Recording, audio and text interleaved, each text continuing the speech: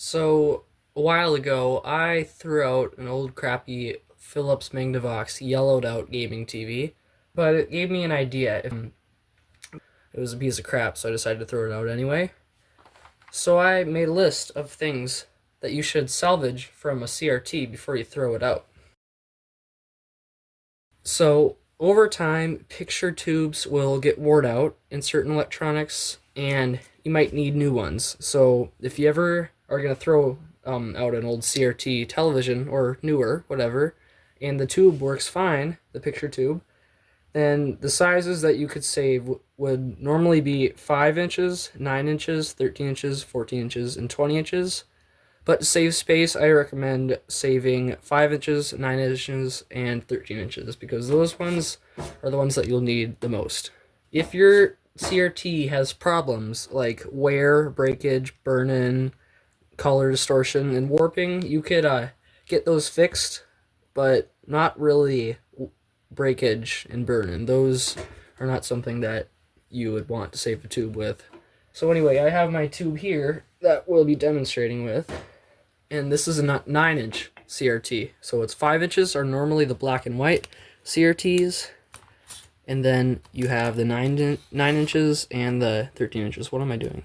Don't store magnets near these things, because magnets will mess with the projection onto the screen, and it'll warp your picture, and if you have a magnet there for too long, I'm not sure exactly how it works, but it can damage, and you might need to do some work on it to make the screen normal again. Speakers have magnets in them, so don't store this near speakers unless they're like speakers for CRT televisions, because then they would be shielded, and I'm going to get to that later on.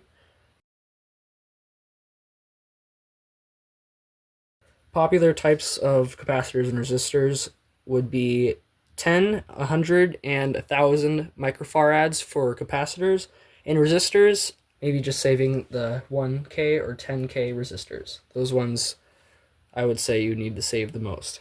If your capacitor has rust, which I've actually seen before, leakage, I've never seen that, bloating, I have seen that, burns, I have seen that, etc., things that would make it probably unsafe, do not save it.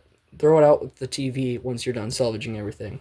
You should probably get a tester for capacitors and resistors if you want to do that too.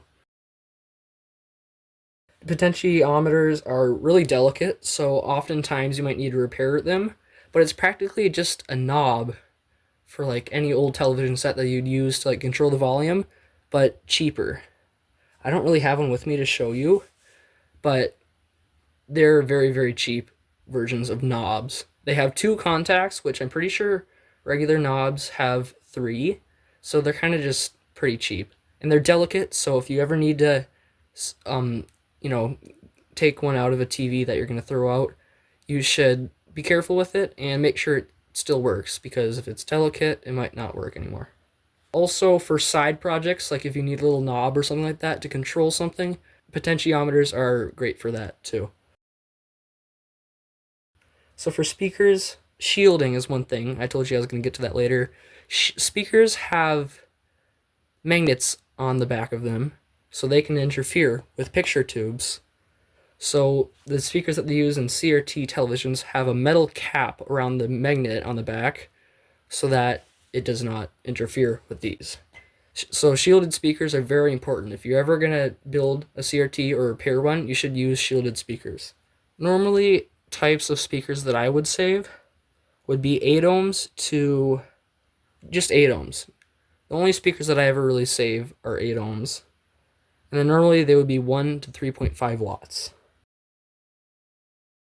Correct me if I'm wrong, but cathodes / vacuum tubes are basically just a big suction tube, also known as I don't know why I'm saying suction, I can just say vacuum, with capacitors, or not capacitors, resistors inside of them that look like little light bulbs, and they heat up, and that's why it's glass, because light bulbs are made out of glass, and since these things heat up and glow, they are also made out of glass. Normally, if you're working on a CRT after like the mid-80s, they're going to be solid state, and you're not going to really need any of those little vacuum tubes. So mostly I just take them out for collecting. I collect specifically the RCA ones. The RCA ones are very cool.